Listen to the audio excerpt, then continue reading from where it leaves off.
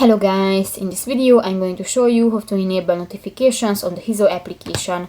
But first of all, I just want to mention, please don't forget to subscribe to our channel, because at 100,000 subscribers we are going to show you our YouTube revenue statistics and growth strategy, how to make money online.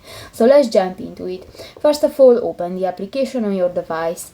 So that's the home screen, and you can find different buttons.